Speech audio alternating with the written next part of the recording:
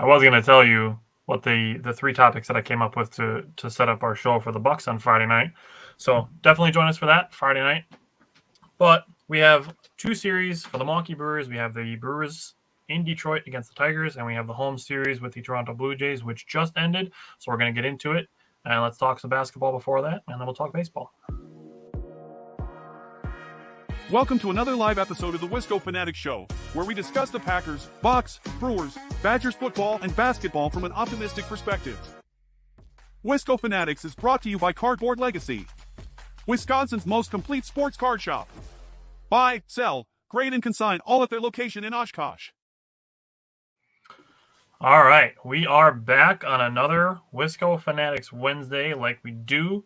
So, as I was kind of saying, just in the pregame mention of it, the Milwaukee Bucks show that we are doing on Friday is going to consist of draft prospects, free agents, trades, combinations of all three, and some of our favorite prospects for the upcoming draft. So we are very, very, very excited for that.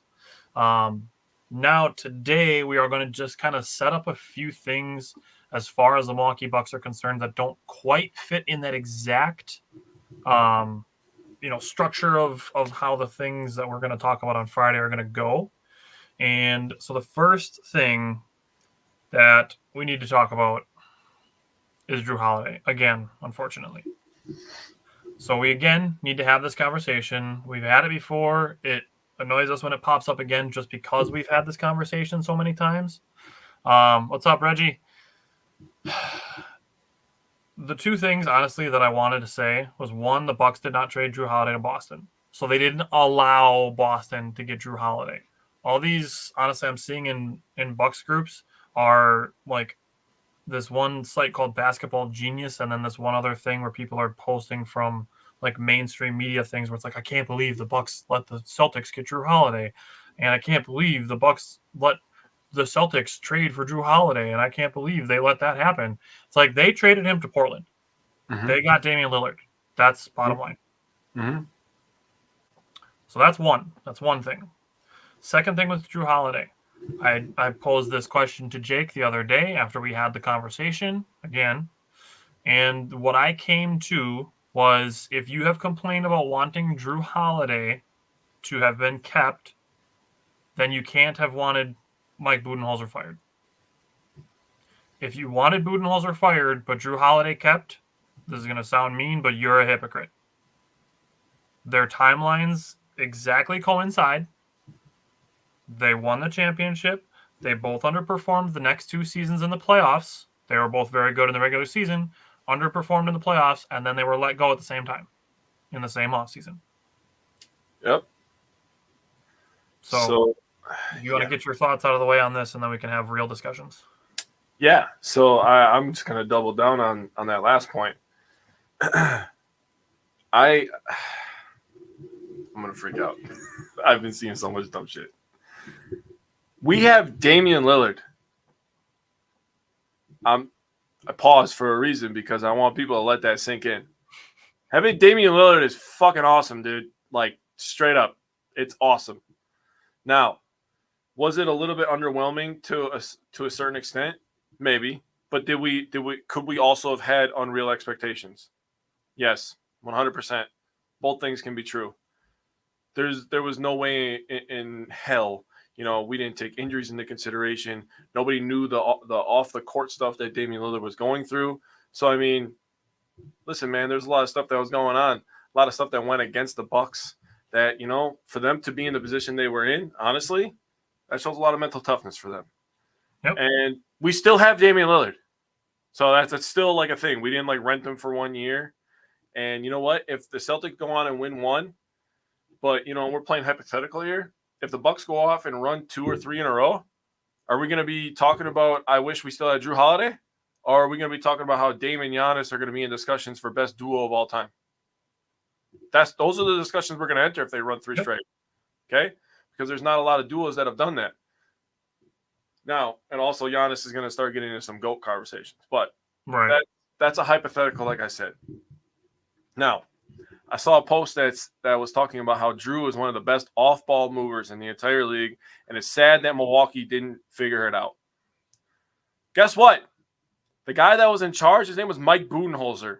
That was his fault he didn't figure it out. And you know what happened because he didn't figure that out? He got fired. As he should have. Thank you, Mike Budenholzer, for coaching us to a championship. I appreciate you. I don't know what else to say about that. You failed us a couple of times more than you were successful with us. We had the best player in the NBA for a couple of years. Now, injuries played a pretty big part in that, too. If Middleton's not hurt in 2022, things could have been different. Exactly. If Giannis doesn't get hurt 2 years ago now, I mean, against Miami, things could have been different. We don't know. But the reality that we're sitting here today is that you were dealt a hand. You had Drew Holiday and Chris Middleton last year. You had Giannis and Drew Holiday the year before in 2022, and we lost. And it is what it is, right? You live with the results. That's the thing about sports. Yep. Is there's a winner and there's a loser. And we lost. And he got fired for the decisions that he made. And that's how life goes. Yep. And as a GM, you're sitting there and you're thinking, we cannot waste Giannis's prime, right? We have one of the most unique players in NBA history. We have one of the top 3 players, no matter who the hell you are. To us, we think that Giannis is the best. He's the only one in the top 5 that plays both ends of the court. You could talk to yourself and argue with yourself if you want to have that discussion. To me, he's the best. He plays both sides of the court. Defense is 50% of the game. That's besides the point. You have a guy, Giannis, that you could build a team around, and you know how to build that team because people have done it with LeBron for the last 20 years. LeBron wasn't the greatest shooter forever. Put a bunch of shooters around him and get him space. That's what you build around Giannis. You can go and get a guy in Damian Lillard. What is he known for? Scoring and shooting. Mm-hmm. What is Drew Holiday not known for? Scoring and shooting. Can he score and shoot? Yes, at times. He is known as a defender. You trade him to Portland. You get Damian Lillard. You make a match made in heaven on the offensive side. Things happened. And Portland ends up, because now after they trade their franchise player who was Dame for a long time, they trade him to Boston because they're doing a rebuild now. Boston gave them a fair package. Give credit to Boston for putting together a really good team. They've done a tremendous job with the things that they. Now, not every team gets it right when they get back-to-back top 5 picks and getting Brown and Tatum. And those players don't always develop. Look at the Bucks when we had Jabari Parker. That sucked. Injuries took him out too. But Boston's been very fortunate that neither of them have had serious injuries. They've developed into superstars they're supposed to be, and they put good role players around them. Drew Holiday being one of them. I love Drew. I'll die on this hill. Drew is the best player I've ever seen avoid a screen. I will die on that hill. Oh, easily. It's not even close for me. Nope. One of the best on-ball defenders I'll ever see in my entire lifetime. He's also, I will die on this hill too, he has the nastiest step back in the NBA. Yeah, we love Drew. We don't hate Drew at all. But the fact is that we're living in a world right now where Drew Holiday is not a buck, and Damian Lillard is the second best player on the team. That's crazy. Mm-hmm. If you would have told somebody that back in 2018, you would have thought that team won the title. Yeah. But Still it is what it is, right? And there's more of this basketball discussion that we can go back and forth. And we could talk about this on Friday night. We're going to talk all of the prospects, trades, free agents. It's going to be awesome. Now, for everybody freaking out, Bucks fans freaking out, we still have a championship window because 34-0 are still on our team. Also, 22 is pretty good. And 22. So that's the next conversation we need to have. Yeah, we'll have that discussion as well. I am annoyed, damn near offended that people are still disrespecting Chris Middleton. The Chris Middleton disrespect, it purely just needs to stop. Mm-hmm. It just needs to completely cease. So I'll pump something up. So I'm going to be doing an episode with my dad on Sunday for Father's Day. Tyler's going to be doing stuff with his family. His dad is busy. So it's just going to be me and my dad. And we're going to be doing some Mount Rushmores. I'm just going to tell you right now, Chris Middleton's on the Bucks Mount Rushmore. Okay? Because he should be. He really should be. He's a top 5, and he's probably 4th. But if you're talking just in a Bucks uniform, he's got to be pretty close to passing Oscar as far as being just a Bucks uniform. He's been here for a long time. He's won a lot of games. He helped change the culture of the Bucks. Yep. Along with Giannis. Yep. And he doesn't get enough credit for that. But, he's had his playoff blunders, but he's also had his playoff hero moments as well. So I think they kind of even out, in my opinion. Honestly, as far as recent history goes, aside from the year that he missed, he's been really damn good in the playoffs. Yes, he has. So the fact that he played on a bad knee and a bad ankle and still dropped 42 points in Game 3 is ridiculous. Yes. That alone should have been enough for people to be like, okay, like Chris Middleton deserves respect. Also, we had this conversation last year after the Bucks lost to the Heat in the first round. I said arguably Chris Middleton was the best player on the Bucks. Giannis obviously had his back injury, so that was a factor in it. But last year against the Heat, Chris Middleton in the series averaged 24, 6, and 6. He was good. On 46.5% from the field, 40.6% from the three-point line, and 87% at the free throw line. And that was with a coach. What? Yeah, sorry, but I was just going to say, that was with a coach who eventually got fired because he was having bad substitutions. He didn't know how to, manage the roster. So, putting guys in bad positions to succeed, and Chris Middleton was still succeeding. And then this year, Chris Middleton averaged 24.7 points, 9.2 rebounds, and 4.7 assists against the Pacers, shooting 48.2% from the field, 35.5% from three, and 90% from the free throw line. The year before these two seasons where they got eliminated in the first round, he got eliminated in the first round, unfortunately, with the knee injury that he had against the Bulls. And then the Bucks lost in the second round when they needed offense, and the guy that they turned to for the offense couldn't deliver for them. The year before that, the Bucks won the championship. And Chris Middleton was fantastic during their championship run. Mm-hmm. So if you look at what Chris Middleton has done for the Bucks the last 4 playoff seasons, championship, injury, 24, 6, and 6, 23, 9, and 5. I mean, how the fuck do you want him traded? And here's the thing. The Bucks were able to get Damian Lillard. The Bucks were able to get Damian Lillard because Drew Holiday has been great in the regular season. Mm-hmm. So they were able to trade regular season great Drew Holiday for Damian Lillard. Do you think the regular season version for the last 2 years is going to return good value for Chris Middleton? No. Because he averaged about 15 points because they were managing his injuries for the playoffs, where he performed, where you want guys to perform. I give a fuck how many points you score in the regular season. But here's the kicker. All these NBA GMs, they see the stuff that we're seeing right now with the playoff numbers that you're presenting to us, right? They see that stuff, and that's what they're looking at. So the only time that he's going to get traded, he's not getting traded. He's like Giannis's best friend. He's not going anywhere. But we're going to play hypothetical.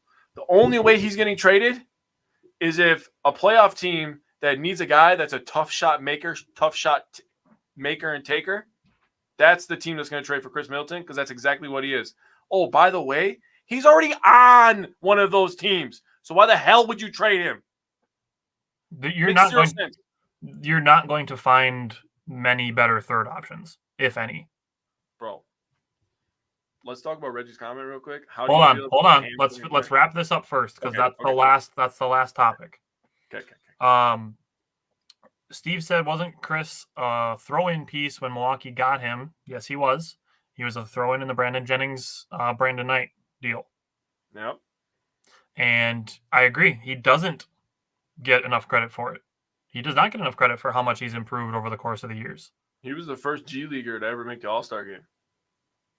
That's crazy. Yeah. Now he's a 3-time All-Star. I don't understand why there's any Chris Middleton disrespect left.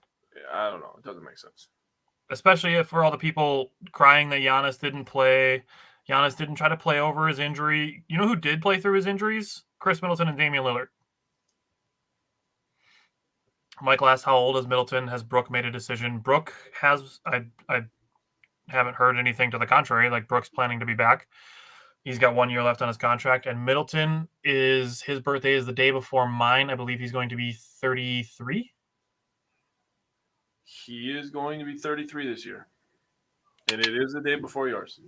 Nailed it. What up, Simon? So that's where we're at with Middleton. Mm-hmm. There should be no disrespect, and I'm going to tell you right now, he's not going to appear in a single one of our trades on Friday night. Not even, I'm just going to tell you right now, not even the one for Jimmy Butler, because I don't want that shit. Jimmy Butler is toxic. He is awesome, fun to watch in the playoffs, especially toxic. Think how many that man's been on too, and he's forced his way out. Yeah, I mean, if you listen to people talk about him, especially in Minnesota, I agree with you. He forced his way out to a Minnesota, point. Philly. I mean, come on. Chicago a little bit, but come on. What are we doing here? Yeah. So the last conversation we're gonna have is one that Reggie just commented on it. He said, "How do you feel about Ham coming back?" How do you feel about Ham coming back? I have 2 stats for you on it. Okay, I'm just going to use this analogy. So we're going to talk about it when we get to the game. But Willie Adames absolutely crushed a home run today that went almost 450 feet. The only home run that was bigger in the state of Wisconsin this week was Darvin Ham coming back to Milwaukee. That was absolutely a home run hire. Absolutely. He knows the players.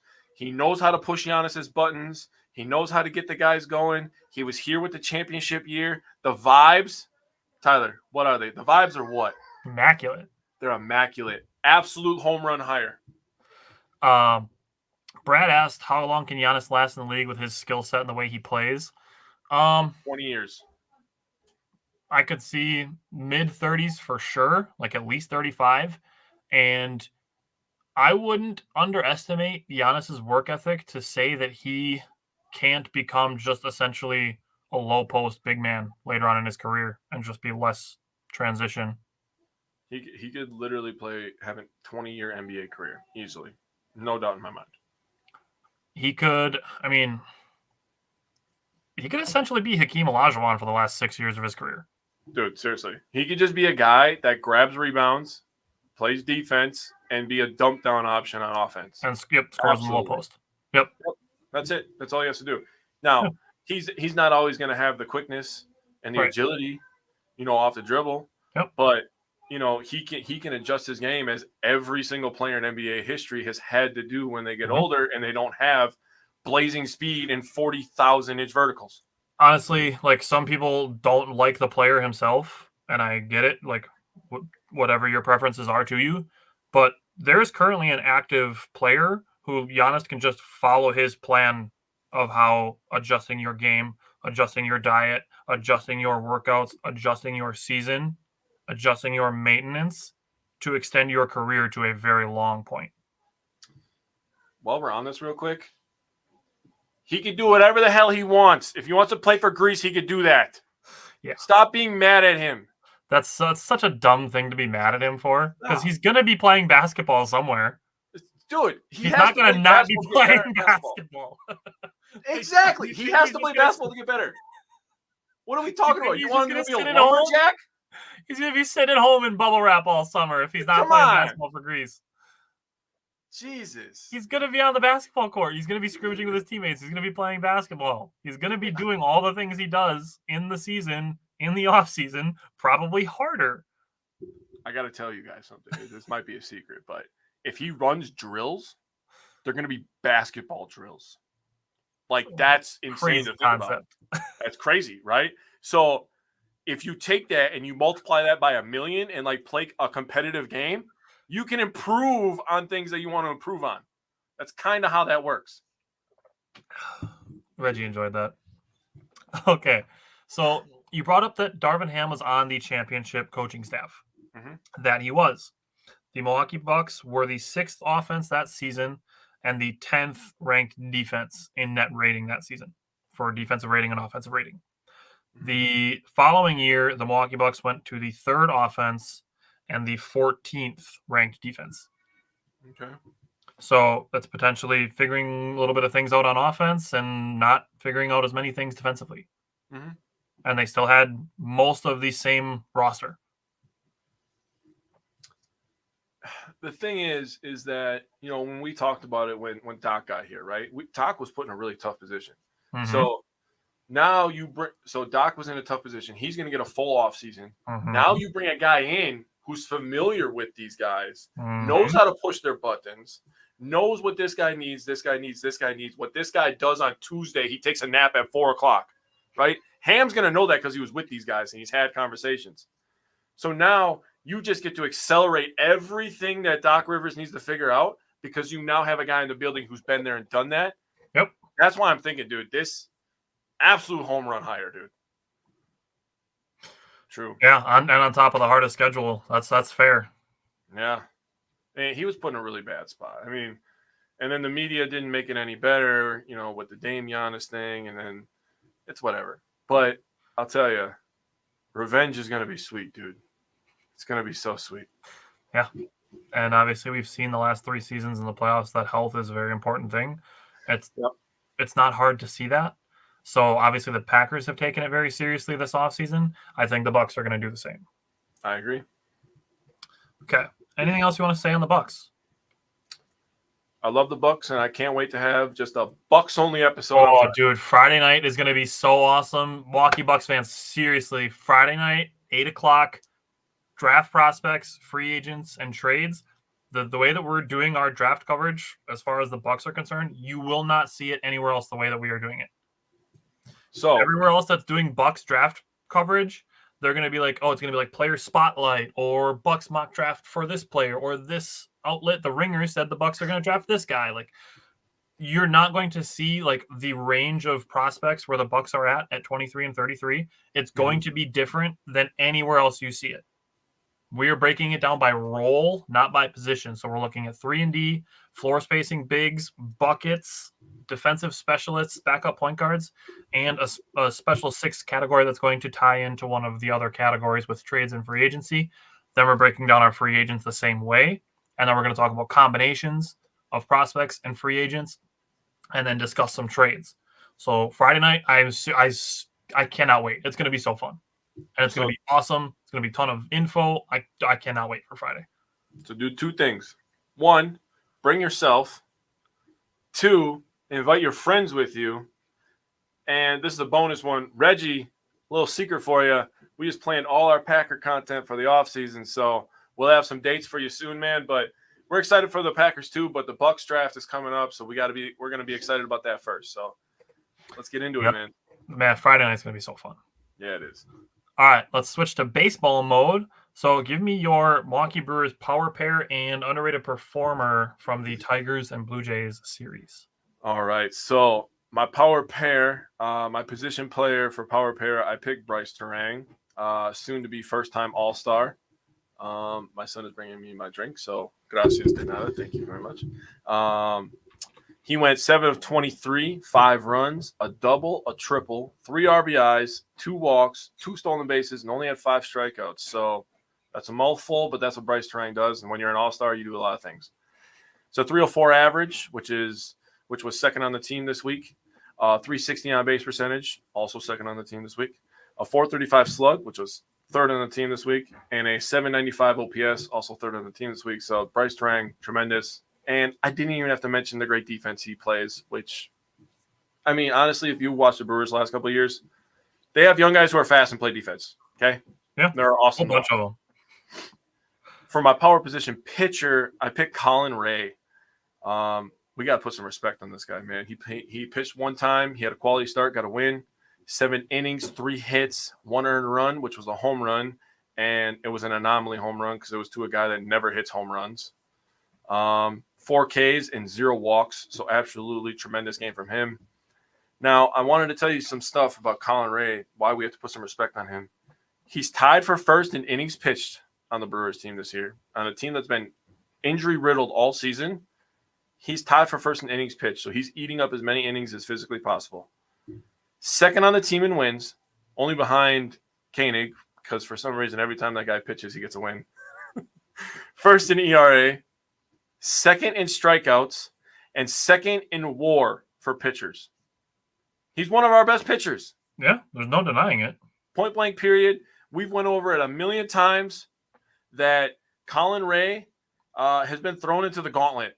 The opposing pitchers that he's faced this year is an all-star team. Yeah. It's insane. Yeah. And he's held his own. And the Brewers have held their own. So give credit to Colin Ray. My underrated performer, not very underrated, but he may be underrated in terms of MLB world, but in terms of Brewer world, he should not be. His name is Blake Perkins. This guy is an absolute stud. I don't know if there's some guys on this team that are going to have jobs much longer if Blake Perkins keeps playing like this, just saying. He's a switch hitter, and he went 6 of 19. He scored 4 runs, had 2 triples. Love that. 2 RBIs, a walk, a strikeout, or 6 strikeouts, and 1 stolen base. He had a .316 average, which was first on the team this week, a .350 on base percentage, third, .526 slug, which was second, and an .876 OPS, which was also second. So I had some pretty good names, but you also have some. So why don't you give us? Yeah, definitely a lot to choose from, which is always a good thing. Brett, the conversation that you're referring to, Jake and I had it again. All because of you. It's totally your fault, 100% your fault. It's all on you. And we'll see you Friday. So you'll have to rewatch the show to catch that conversation. Reggie said he was at the game on Monday. Can't believe how huge the board is. Dude, the center field video board is beautiful. Well, it might have a dent in it now.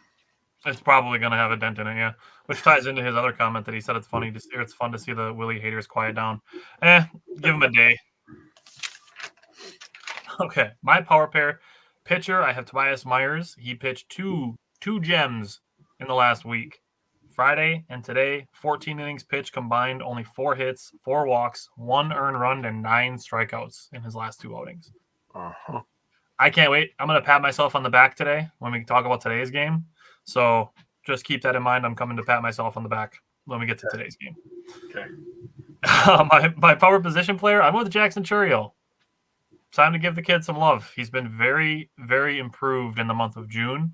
And he's 6 of 18 in the last 6 games, .333 batting average, scored 3, driven in 3, hit a home run, 2 walks. And over his last 18 plate appearances, 3 strikeouts. Wow, the strikeouts are down for Jackson Churiel. That is huge for him. Mm-hmm. That is huge for his strikeout numbers to be down. Mm-hmm. Okay, and then my underrated performer, his name was already mentioned, Jared Koenig. He pitched twice in the last week, 3 2/3 innings, 0 hits, 0 walks, 0 runs, 4 strikeouts.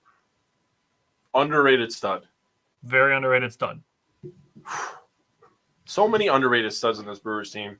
How do they stay underrated for so long? It doesn't make sense to me. You know what? I have a theory on that. Because the Brewers are the most used bullpen in baseball, you're seeing like 9 different relief pitchers every 2 to 3 days. So they have so many that are mixed in. And then on top of it, the Brewers have thrown Koenig in as like an opener four times, I believe. Yep. So you're just seeing him at random times, and you're not like putting it together that the Brewers are using him in leverage situations often because they're not quite using him as much as they did earlier in the season in like those like 7-1 games. So that's my theory, is that you're just seeing so many different guys so often that they get lost in the shuffle of all the other ones. I actually don't disagree with what Reggie said, but I also agree with what you said. I mean, it's amazing to me that we have so many people we can go to, and it doesn't matter right, left. It like, sure, you'd rather have Milner go against a lefty, right? If you could prefer that, or Hudson go against a lefty, but Hudson can go against anybody. Koenig can. I feel good with Koenig against anybody. I feel good with Trevor McGill against anybody. I mean, I could just keep going down the line if I really wanted to. These guys are so good. Didn't even talk about Peguero and Payamps. I know. It's amazing. And we still don't have Devin Williams. Exactly. Thank you. People, you got to stop with if it can hold up. They're going to get better. Taylor Clark is coming back to the Brewers bullpen. J.B. Bukowskis will eventually be back in the bullpen.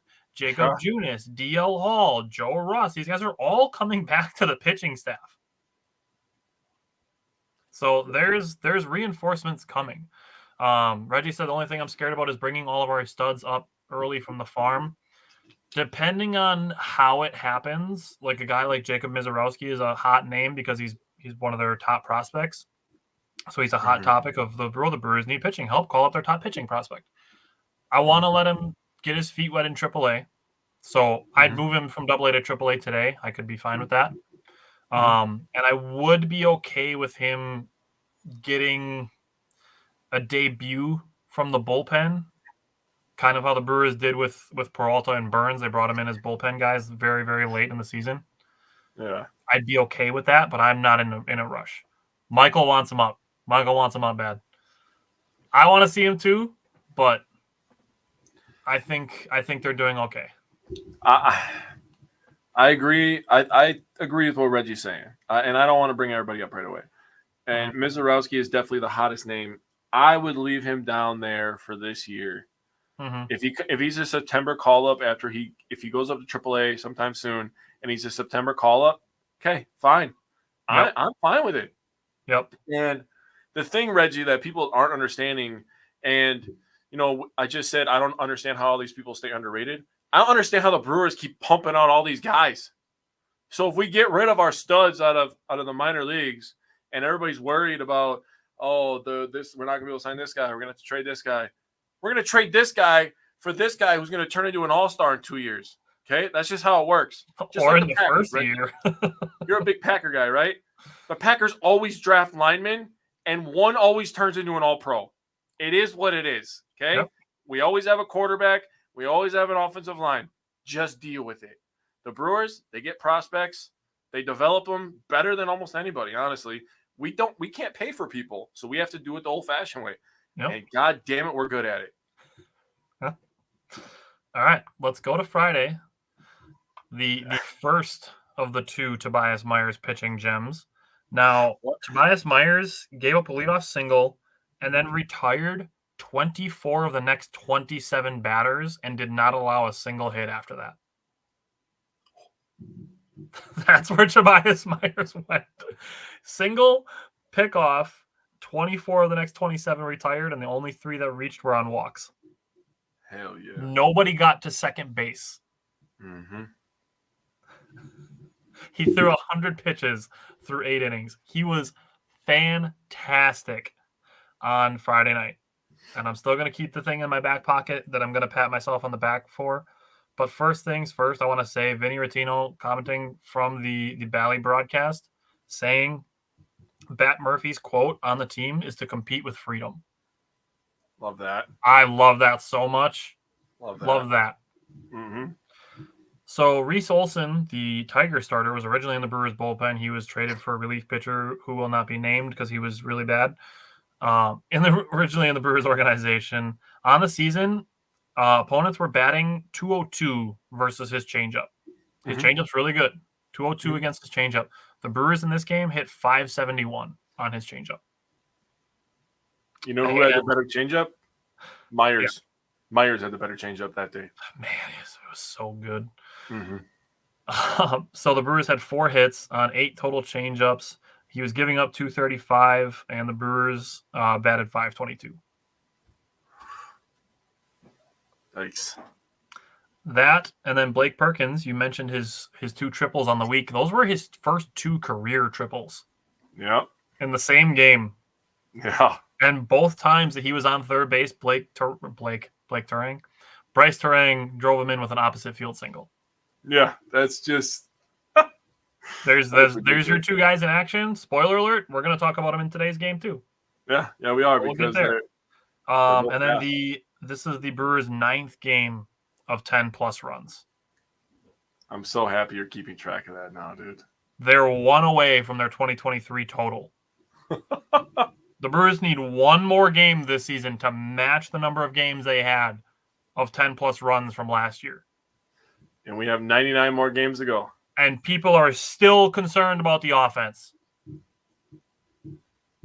You gotta just realize that the Brewers' offense this year is different. I don't know. It's different, period. It is. There's no regression coming. This is who they are. We have a 68-game sample size. But this is who they are. Yeah. And people are still like over the last yesterday and the first half of today's game being like, well, we got to figure this out. They figured it out. They're fine. They've been good over the course of the entire season. Don't let a game and a half of bad offense fool you into thinking that they're not good. Right. Okay. Last thing I want to say. Did you watch Tobias Myers' post-game interview? I did not. It's not even about what he says. His post-game interview, his smile is so infectious. It reminds me of when Andre Monasterio got called up last year. Just seeing guys playing the game with smiles on their face, it's just a wonderful reminder that they are playing a game and it's supposed to be fun. Yeah. So if there's one other thing that we, as Wisco fanatics who try to do our analysis as a positive and optimistic perspective, having guys smiling while they're having fun, while they're playing a game, while they're winning games, this is supposed to be fun. And it is fun because the Brewers are 40-28. They have 40 wins through 68 games.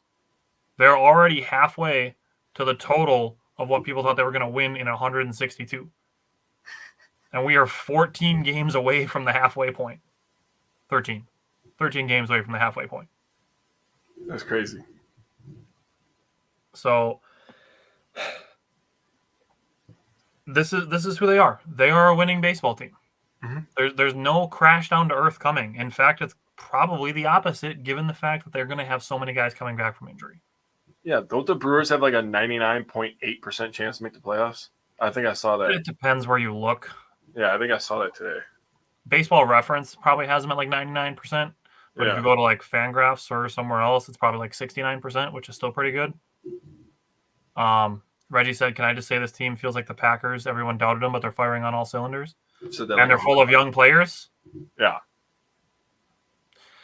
And Steve, I'm so glad you said this. We might need to like start the hype train. Dude, it's time. Dustin commented this on today's win graphic right before the show started. And he asked when national media is going to start considering manager or Murphy for the Manager of the Year award. And he said, when does that start? And I said 2 weeks ago. And he said, I know you guys are, but when does the national media start getting to it? We might have to make the hype train for Murphy's. I'm on board. I I'll love that Murphy, dude. I'll write it down. All right, you tell me what stood out to you from Friday night. So I got two little nuggets on Tobias Myers from the pregame show, the Bally Sports pregame show today. And Tobias Myers is the second Brewer rookie pitcher to have 8 innings pitched and 1 hit or less. The other being Steve Woodard, July 28th, 1997, versus Toronto, which was weird. But there's only been 2. So we watched something that has only happened twice now in Brewers history. And he's also the 7th MLB rookie since 2018 to have 8 innings pitched and 1 hit. So only 7 rookies since 2018. And there's been a lot of rookie pitchers, I promise you that. And he's only the 7th one. Like 6 debuts this year already. So one, on Myers, he did a really good job of getting ahead of hitters. He did that today too, but we'll get there. But 21 of 27 batters that he faced, he was ahead in the count. First pitch strikes. Beautiful. That is how you get your changeup to be a weapon. Yep. By getting ahead. Good so call. He did a fantastic job. If that's the adjustment that he made, and it seems to be, if that's the adjustment he's made from getting sent down and coming back, love it. It's a great adjustment.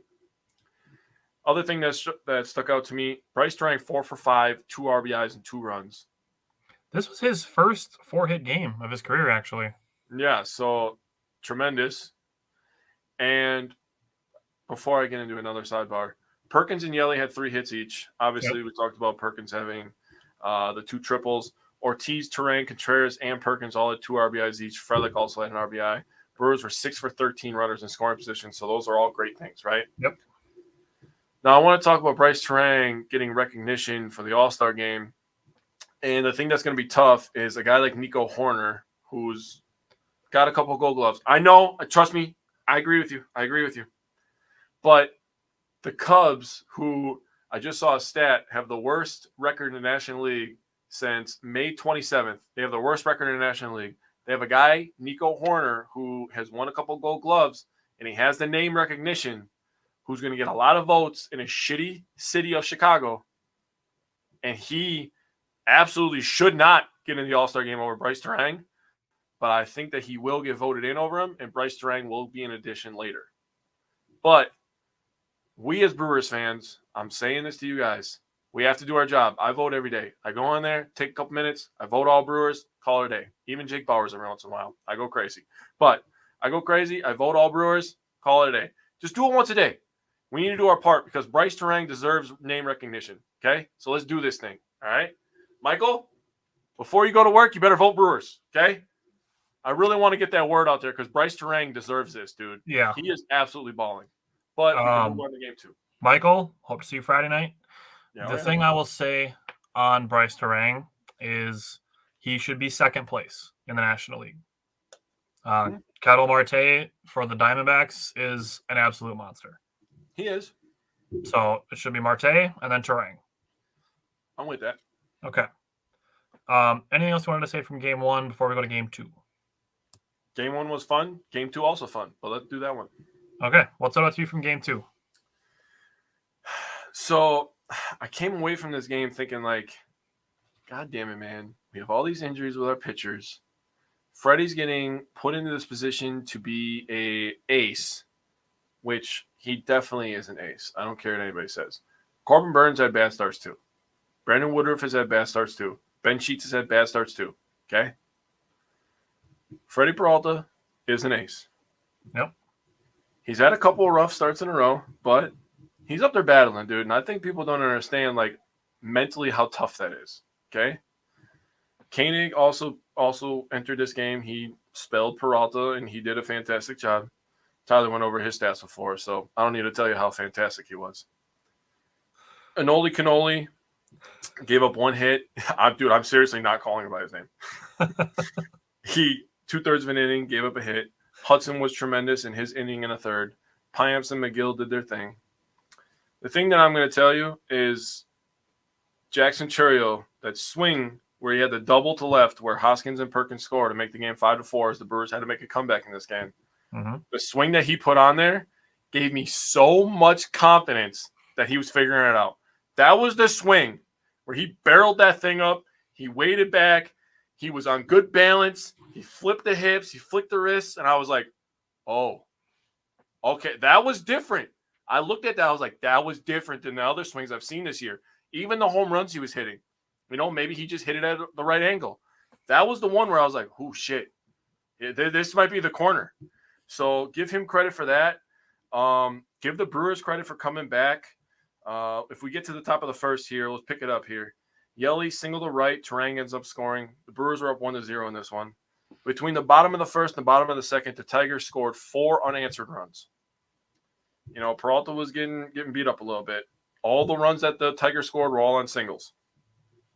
Bottom of the third, Yelly hits a sac fly to left. Chourio ends up scoring. Contreras to second. Terang gets the third. And that's important to know because Adames ends up grounding out to third base and Terang ends up scoring. So that makes the game 3-4. And if you're a Brewers fan, you're looking at this like, okay, now I have confidence even after the first and second inning that this team's going to scrap and they're going to keep fighting, right? Enter the top of the 6th inning. Chourio absolutely rips a double to left field. Hoskins and Perkins come around to score. The game is 5-4. The bullpen does their thing, man. And, man, you want the whole line? I can't put into words how dominant our bullpen is. I'm running out of superlatives, okay? They are so goddamn good. If you go just from Hudson, right, that's 3 1/3 innings. 0 hits, 0 earned runs, 0 walks, 5 strikeouts. They're not touching our shit. Killing these guys, dude. The Brewers go 3 for 12 runners in scoring position, and they come away with a win, and a series win at that. So, absolutely domination from the Brewers, in my opinion. Great comeback win. Reggie, I don't know if I'd go quite as far as say the best bullpen in the league, but I would go as far as to say with them being the most used bullpen in the league, that they are the best put together bullpen in the league. Yeah. The way that they've been pieced together, had guys in and out, in and out, in and out. I think they can be called the best put together, the best pieced together bullpen. So the full bullpen numbers: 5 2/3, 1 hit, no walks, no runs, 8 Ks. Mm-hmm. Now, this game, too, Willy Adames and William Contreras set the franchise record, 64 straight starts by a duo. That was awesome. That's cool. Yes, it is. Next, I'm glad you brought up Freddie Peralta. It's good to see, situations where guys are struggling as far as pitching is concerned, having the team pick them up. Reggie, it depends how long guys have with service time, but it's usually, I believe it's 5. Yeah. It's more on the time spent in the big leagues, in my opinion. Right. Yeah, it's innings or at bats, depending on whether you're a pitcher or a hitter. Yep. But yeah, it's usually options up and down is usually, I believe it's 5. Okay. Not 100% sure. Maybe Google it and get back to me and see if I'm right. If I'm right, then I'll take back all of the hesitation I just gave you over the last 20 seconds. So Freddie Peralta was getting ahead. Just needed to finish some at-bats. In the first inning, he had a first pitch strike on 5 of the 6 batters. All 5 of his walks that he had in this game came in 2-strike counts. 2 of the walks he gave up came in at-bats that had 2-2 counts. 2 of his walks came in at-bats that had 1-2 counts. And 1 of his walks came in a bat that had an 0-2 count. So all of those, he was in 2-strike counts, just needs to finish it. Now, there was some concern, and even the training staff came out to look at him because his velocity was down. He said his velocity was down because he was really just trying to rein in the control in his command. He was just trying to throw strikes, so it was nothing injury-related. And to that, I would just say Chris Hook and Willy Adames, come give him some, the pats on the chest that you've given Elvis Aguero over the last 2 weeks, and just say, do your thing, dude. Trust your stuff. Just let it play. That's what I would say to Freddie Peralta as far as this game is concerned. Okay. I'm just going to sidebar real quick because I Googled it because I was interested. So I found it on this AA affiliate of the Pirates, actually. The Curve. And it says options. There's a section right here. It says, this term refers to the amount of optional assignments that a player has once he is on the 40-man roster. Players have 3 option years and can be sent up and down as many times as the parent club chooses with the 3 seasons. If a player goes up and down from MLB to minor leagues 15 times during one season, it is still only viewed as 1 option year. Okay. So when a player is out of options, meaning his 3-year option years are up, he must clear waivers before he can be optioned back to the minor leagues. Okay. So, I guess there isn't a number. It's just within that window of that 3 years, as long as he's on the 40-man roster. Right. So, shit. That's kind of... There's something with... I really think there's something with service time, too. Once they pass it, they're no longer considered a prospect, but...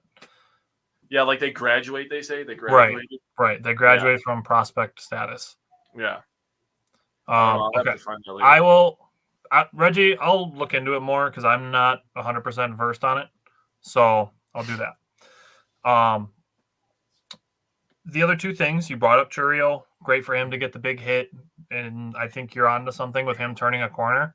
And I'm going to talk to you after the show about that. Okay, bet. Then the last thing was the bullpen. So that really just great work by the bullpen. Like you said, there's really no other way to say it. Now, I want to have 2 things. I want to point out 2 things that had I not brought this up before we moved on to game 3, would not have brought up even by us.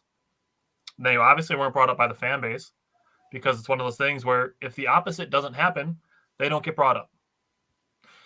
First one being the contact play. You mentioned a run scoring on a ground out. Bryce Terang going on contact on a ground ball, scoring.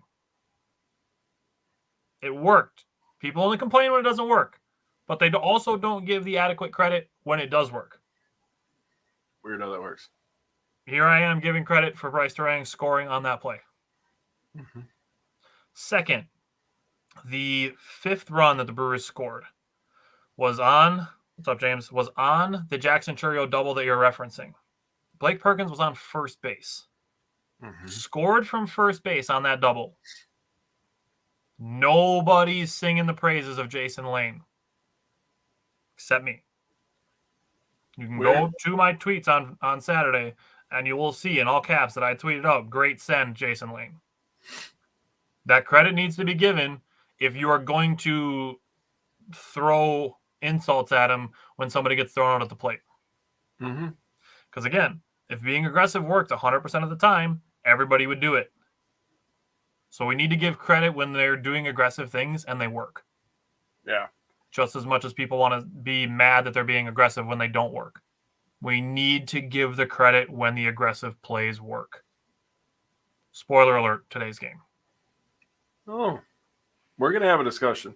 We're going to have several discussions, and I can't wait. Let's go to Game 3. Game 3 did give us a rare Bryce Durang defensive mistake. Kind of aided the Tigers in scoring their second run. It would have been just a 1-0 game at that point had Bryce Durang, been able to just make the out. But it is what it is. Andre Monasterio playing his first ever game at first base.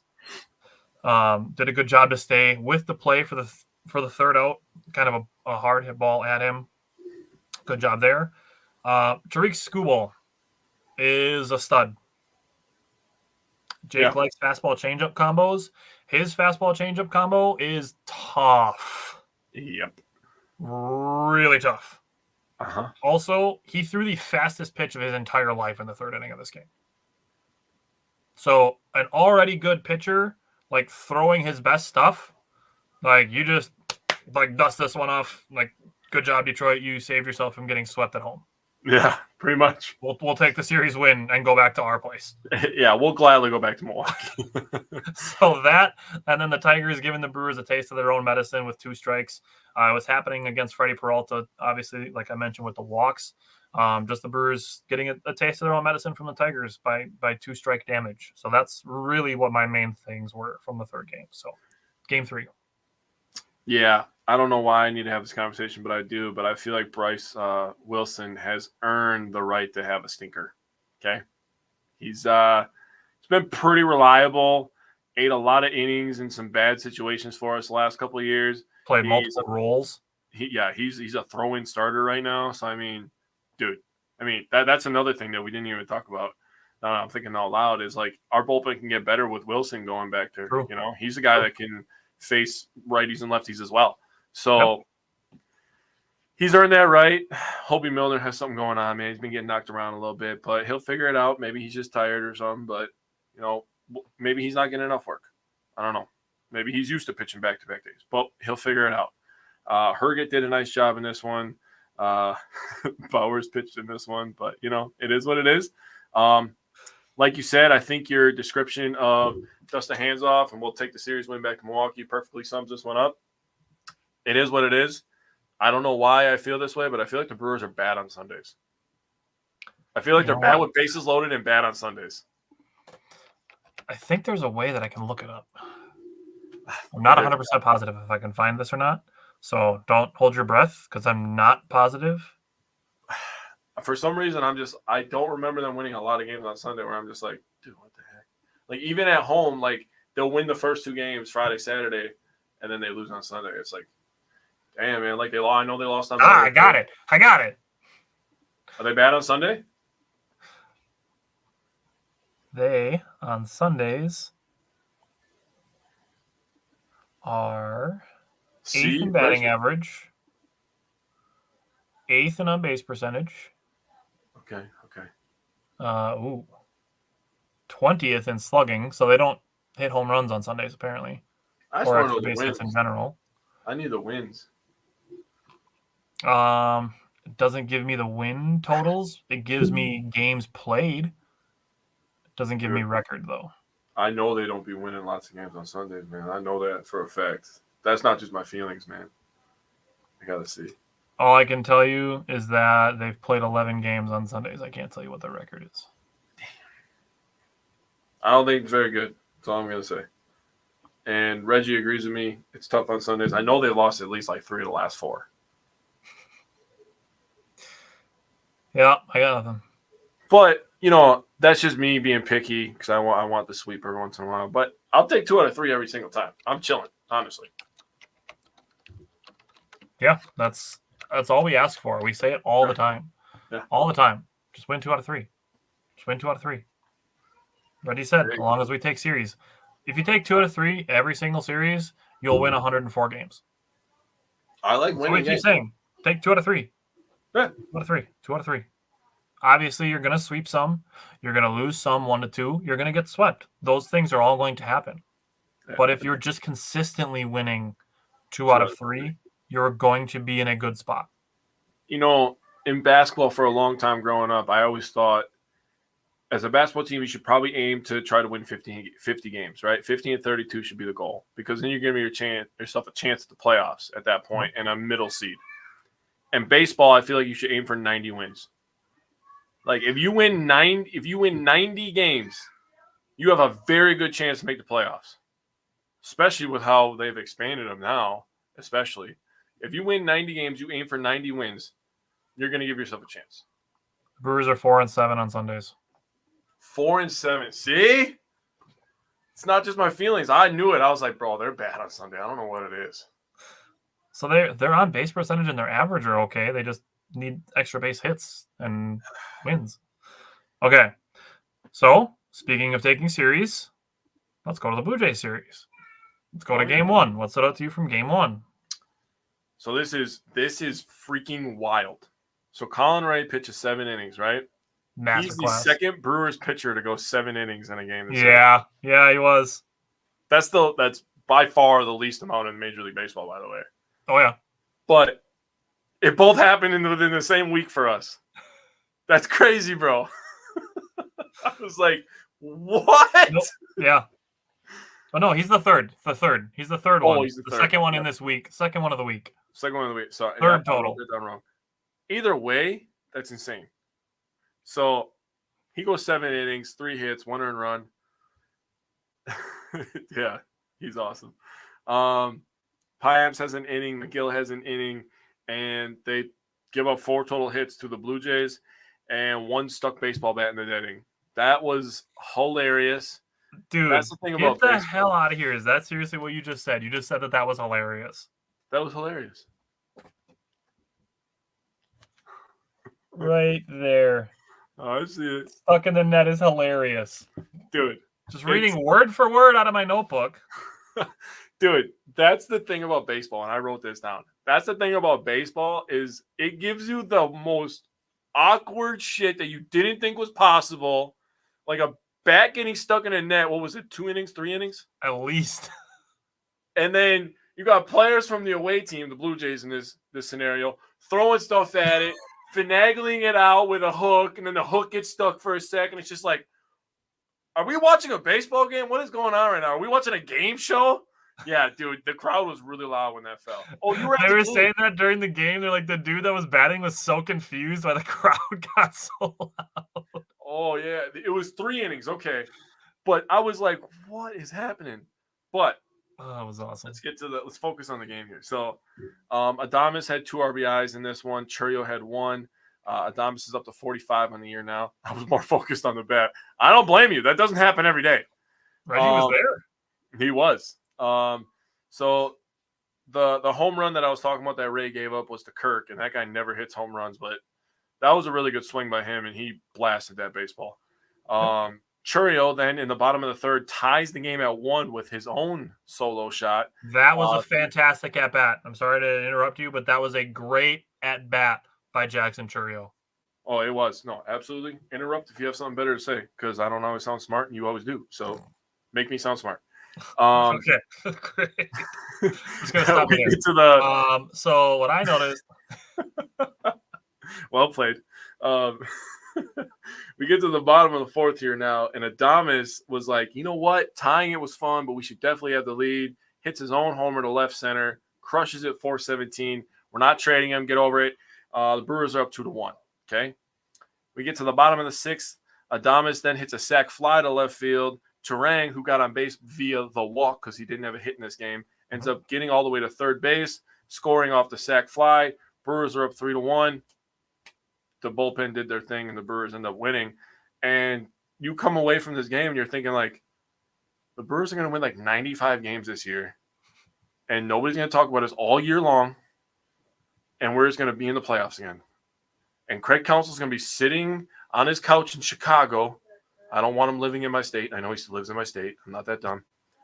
But he's going to be sitting on his couch in Chicago just thinking like, man, should have probably stayed with the Brewers. They got a little factory going on over there. Yeah, there's something going on for sure. Colin Ray gave the Brewers a much-needed gem. He threw 20 pitches in the first inning. I'm like, ooh, okay, like he might only go 4 or 5 innings at that rate. Mm-hmm. But only 65 pitches to go through the next 6 innings. Love that. So 20-pitch first inning, less than 11 pitches on average for the next 6 innings.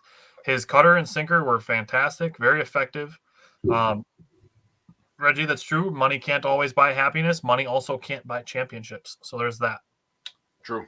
Colin Ray, my biggest takeaway from his performance in this game, he did not face a single 3-1, 3-0, or 2-0 count in this game. That is awesome for Colin Ray to not have a single count where he was behind. I don't count full counts because that's a full count.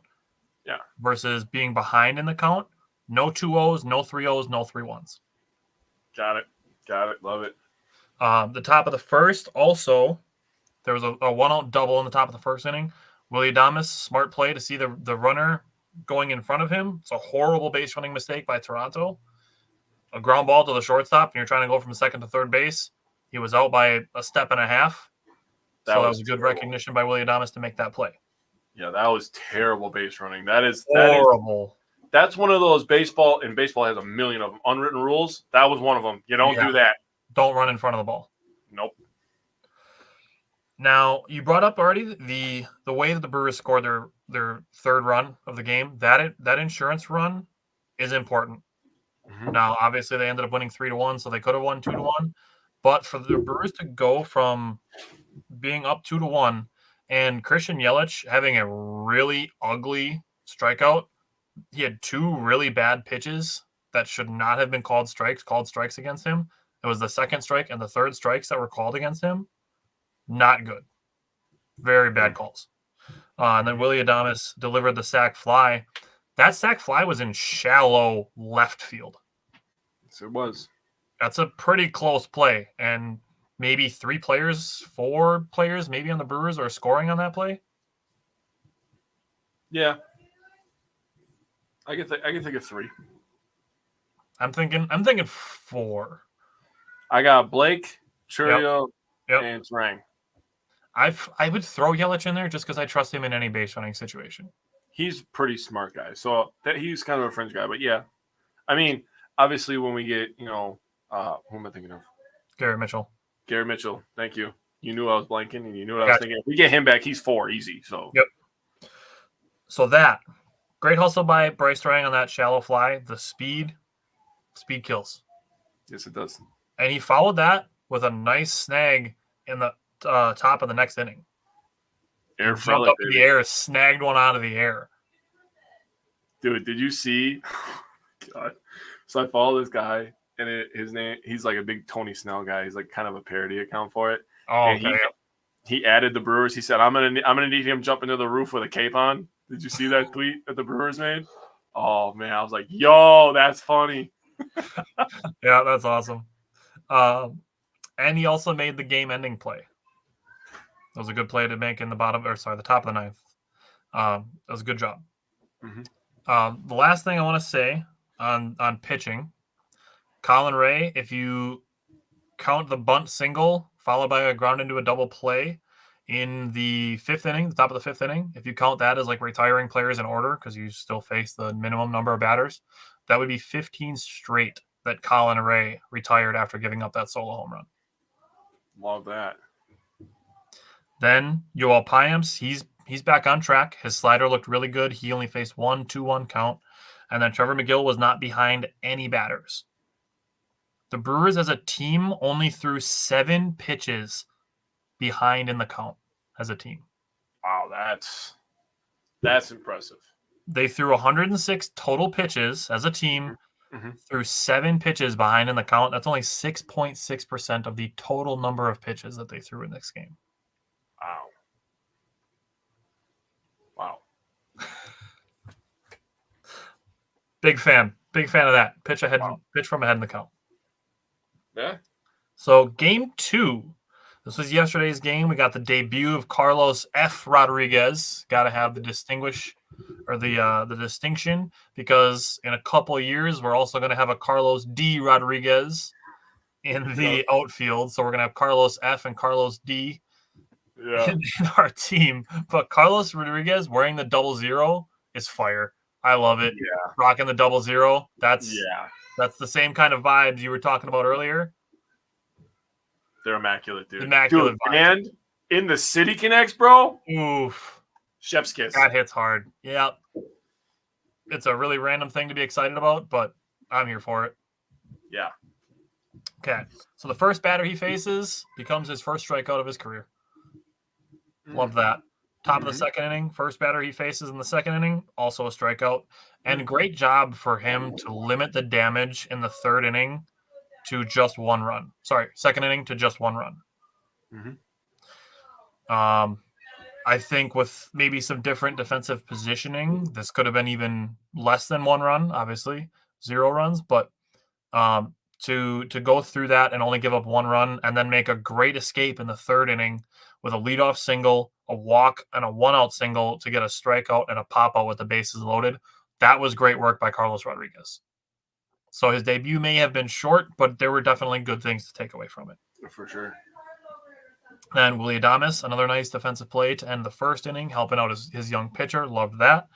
Jared Koenig, I mentioned as my underrated performer pitcher. 2 very quick, effective innings. I think in the 2 innings total, he threw like 23 pitches. Very few. I don't remember the exact number, and I didn't write it down. Shame on me. But very effective, very quick innings. And then this I'm going to hold on to, because this is what happened. The Brewers making a lot of good contact. A lot of good contact, hard contact. You hear the announcers during the games talk about it with a guy like Willie Adames, hitting the ball hard, just the baseball gods hitting the ball right at players. Just continue hitting the ball hard. Good things will happen. Yeah. Continue getting on base. Good things will happen. Shots are just right at defenders, and credit to the left fielder. I think it's Schneider is his name. Made a diving play last night. Took away extra bases from Jackson Chourio. That's good defense. Just give them credit for that instead of crying that the offense is gone. Right.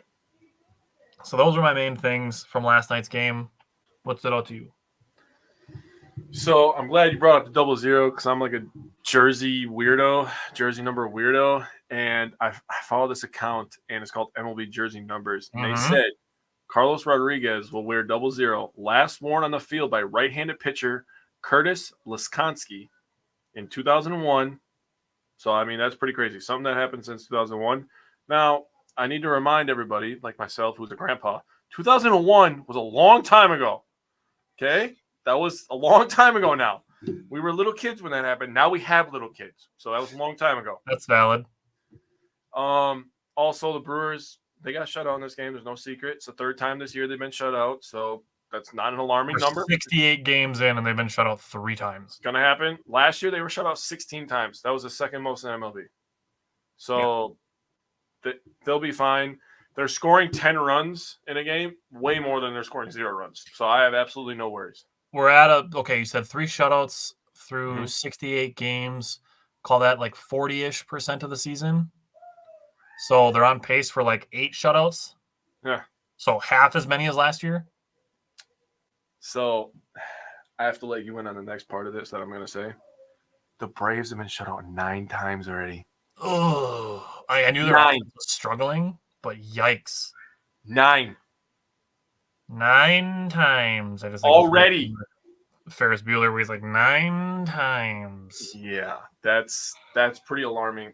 So for anybody worried about being shut out for the 3rd time, go look at the Braves. Okay, and the Braves are still good. I know that Acuna got hurt, but I think they are I think they have 36 wins. The Brewers are the third team to 40 wins. Thank you to Tyler Perkovich who commented on it. That the Brewers are the third team in the NL to 40 wins. So Yeah, the Dodgers and Phillies are the other two. Shocker. They're pretty good. Yep, Phillies are probably the best team in the National League, and the Dodgers are the most expensive team in baseball by like $2 billion. So the Dodgers are starting to heat up. As much as I hate to say it, they're starting to heat up. They were having a freaking home run derby last night against the freaking Rangers, or 2 nights ago.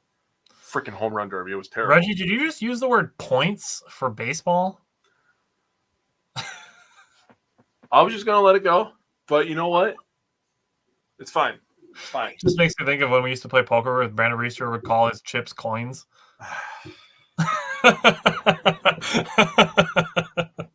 I'm really just mad that you brought up Brandon Reeser, honestly. They're called runs, Reggie.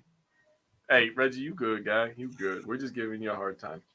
Now, but I mean, that's all I really got on that game. I mean, Yeah. we covered all the pitching, so I mean, now we're at 1-1. We're in the rubber match today, so Yeah, I mean those things are going to happen. You're going to have games like that. It's just inevitable. It's going to happen to every team.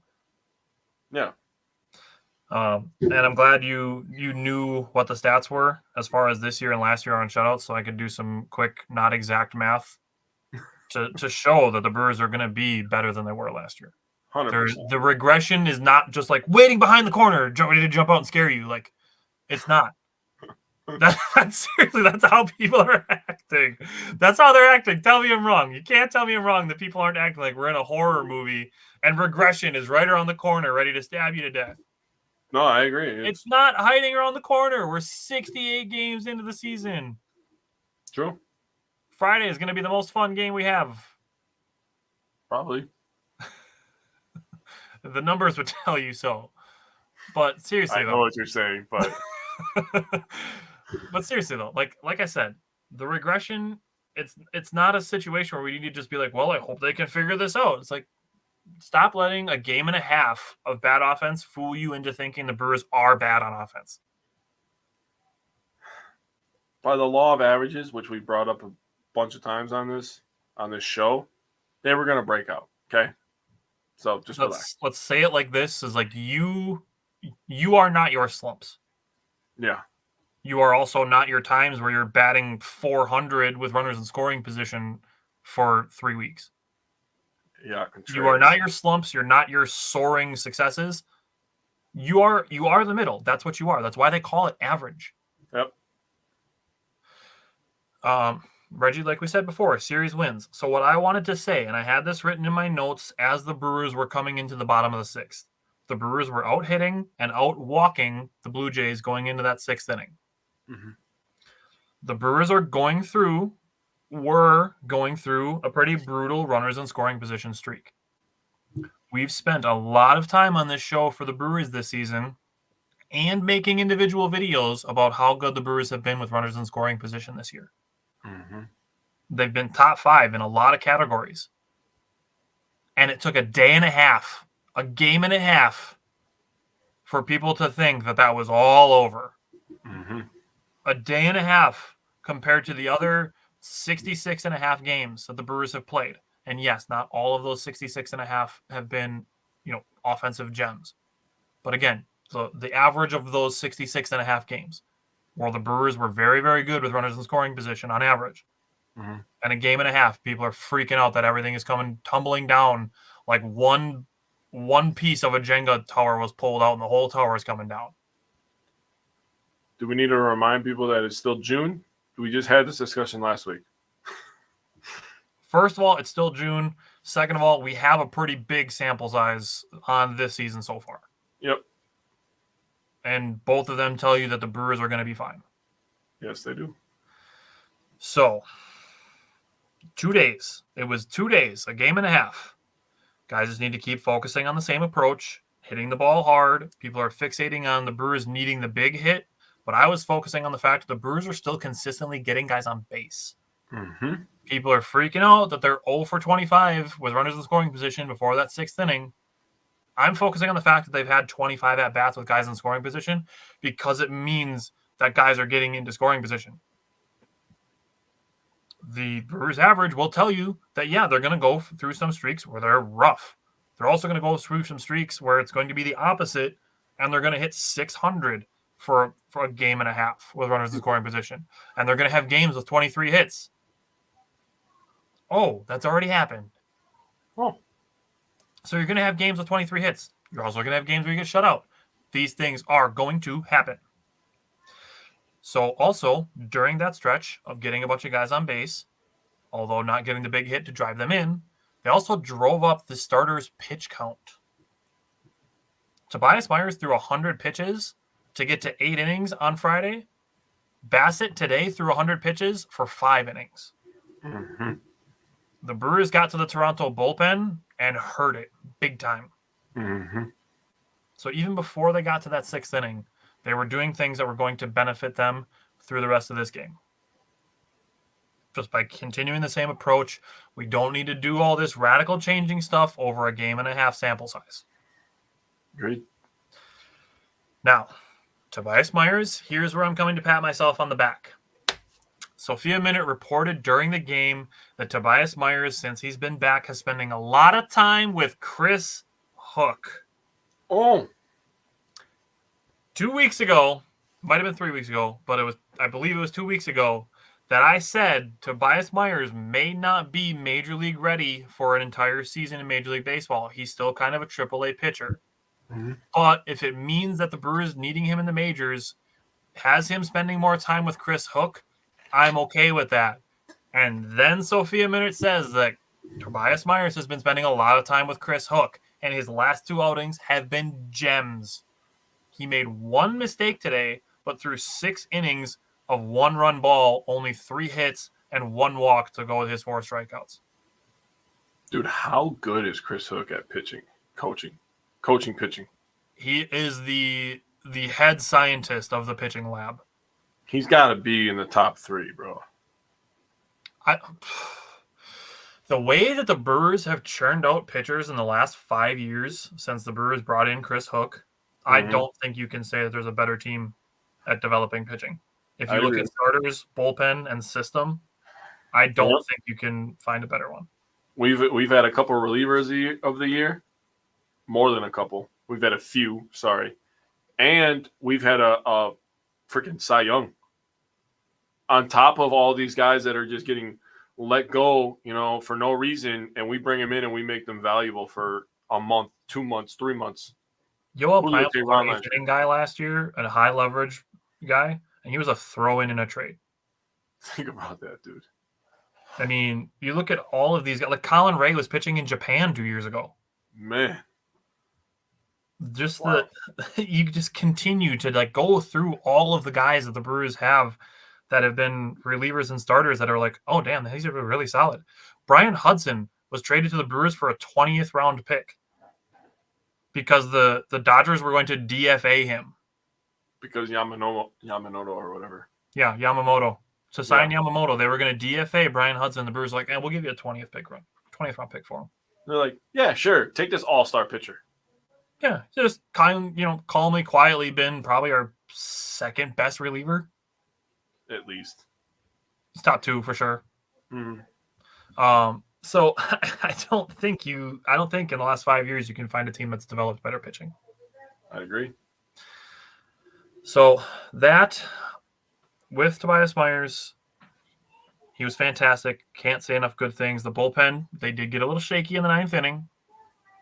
Now, I'm just thankful that, again, we talk about all this, the average is where you're going to live. There are going to be tons of games where Trevor McGill just comes in and just goes, boom, this game's over. He's still 12 of 13 now on save opportunities. So that's that. Gave up some runs today.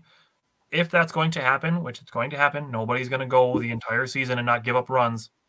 I'm thankful that it's still in a game they were able to win. So it wasn't like a blown save situation or anything like that. Like Trevor McGill came in, he allowed a couple inherited runners to score, but the Brewers still won. Mm-hmm. Also, I'm seeing a lot of people saying to give up on Hobie Milner. That's disrespectful. Yeah. He's been one of our most consistent pitchers, but just because the last few outings that he's had, he's been roughed up a little bit. We're giving up on him. It's the same thing as I just said about the game and a half compared to the previous 66 games. We're going to give up a year and a half of Hobie Milner for the last 3 games. I got to get personal here. I'm not going to name names, obviously, because I don't know other names. How mentally weak are you to give up on something that fast? Seriously, that's a real question that I want people to consider. How mentally fragile are you?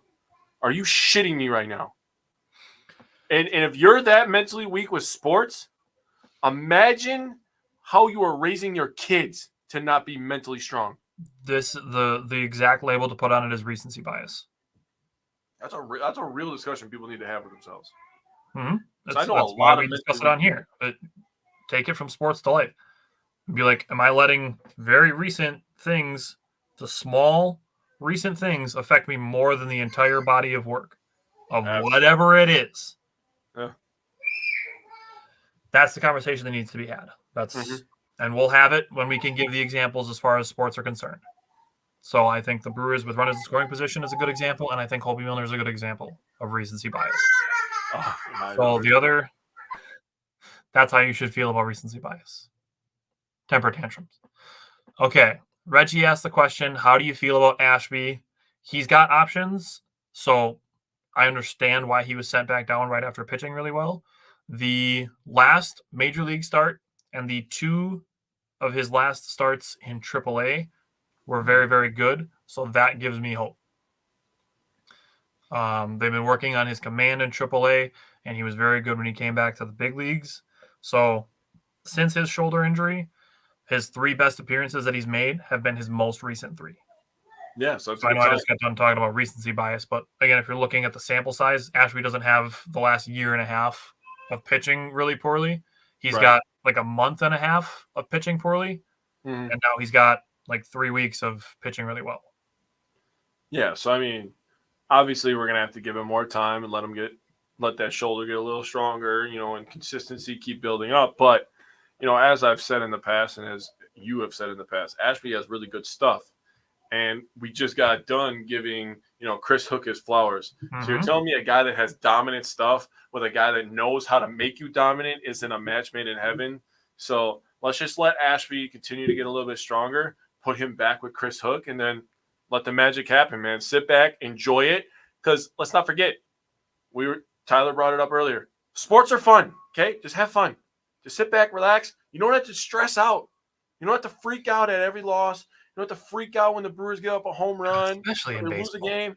It's fine. It's okay. Yep. It's part of the journey. Yes. Please, just relax, man. You guys are giving me anxiety because you have so much anxiety, man. Like, chill, man. Yeah, chill out and come watch our show. That's a great question, though, Reggie. Thank you for bringing it up. Anything else you wanted to say on today's game? I just love their approach, man. Everybody in the top 7 got a hit, so that was beautiful to see. And even the bottom 2 in the order, they got on base with walks. I believe, Perkins ended up scoring a run. That was a big-time run for us. So, I mean, I can't really have any complaints when everybody's kind of contributing. The pitching's doing its thing, and Brewers are figuring out ways to win games. And that's what good teams do, right? At the end of the day, they figure out ways to win games. And I'm going to say something that you've said in the past. They don't ask how, they ask how many, right? So if they figure out how to win some games and they win a bunch of them and they end up in the playoffs and all of a sudden we're in the National League Championship Series and it's tied 1-1, I'm not going to be shocked because I watched them all year long and I'm like, this team's got something, man. And it ain't just a set of nuts. It's several sets. Several sets of nuts. So the last 2 things I want to throw out today are on the Brewers offense. Willy Adames' home run was 105.9 off the bat. That was the 3rd hardest hit of the day. 446 feet. That's ridiculous. Yeah, that was tattooed. That was monstrous. So when Jake said before that the screen had a dent in it now, that was a monster home run.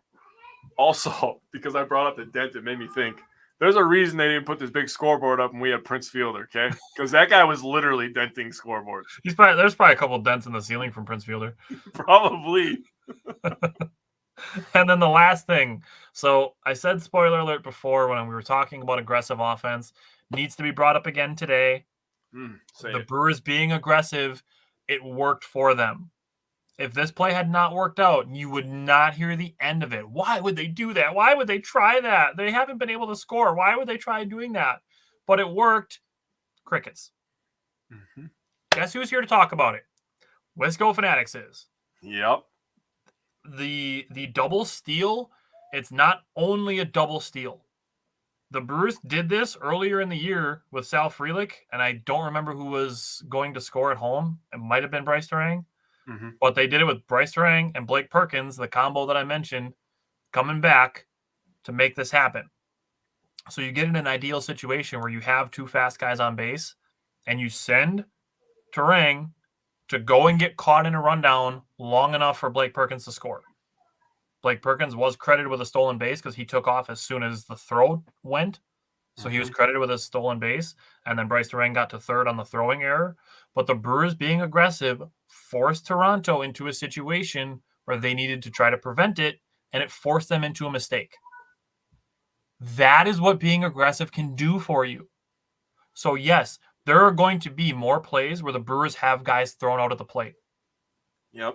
There are going to be guys on third base that go home on groundouts that are going to get thrown out.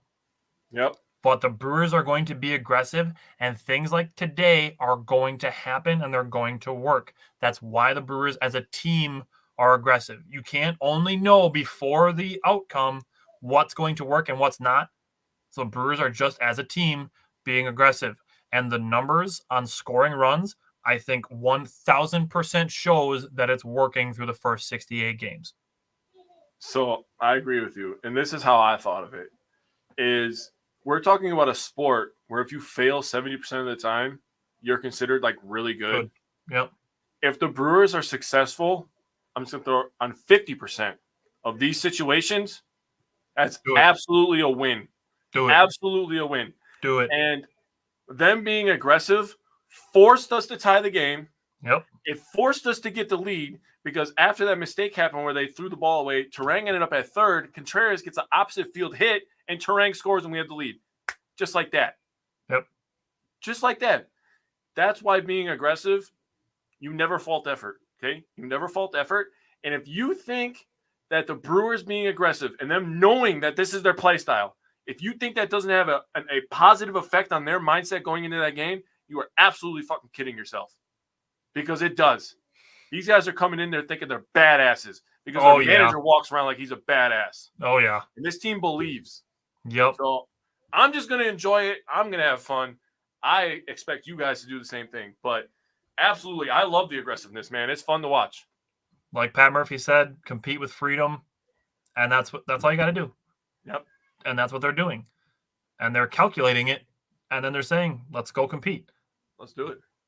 And we've talked about it. Hitting the ball hard can force teams into mistakes. Mm-hmm. Being aggressive can force teams into mistakes. Good things can happen for you.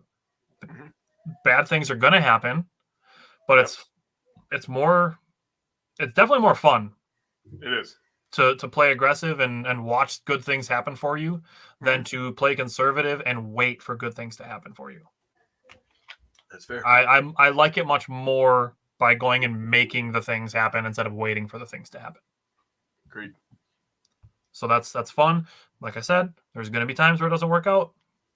Got to live with it. You just got to live with it because today's game where the aggressive things worked and the Jason Lane sending Blake Perkins on the Churio double and last Friday's games, when those things work, enjoy them.